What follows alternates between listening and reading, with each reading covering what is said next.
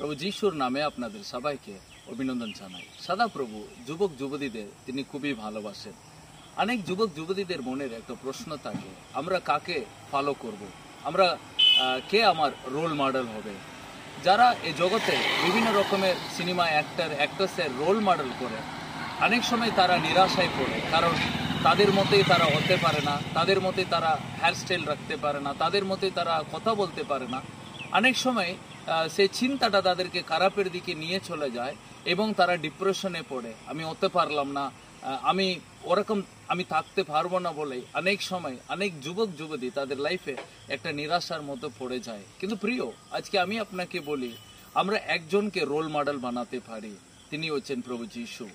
কারণ তিনি আমাদেরকে বলেছেন, যোহন পুস্তক অধ্যায় 8 সেখানে তিনি বলেছেন 12 পদে বলেছেন, আমি এই জগতের জ্যোতি, যে আমার অনুসরণ করে সে অন্ধকারে ঘুরে বেড়াবে না, আমার কোনো অনুসারী অন্ধকারে ঘুরে বেড়াবে না, সে লাভ করবে জীবনের জ্যোতি।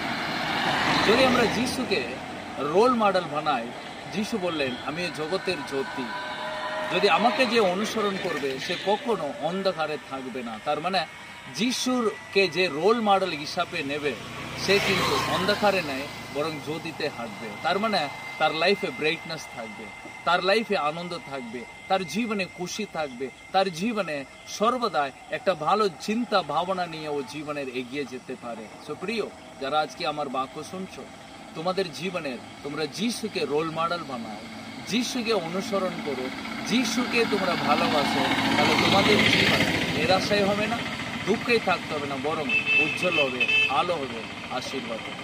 প্রভু এই বাক্য দিয়ে তোমাদেরকে আশীর্বাদ। God bless you.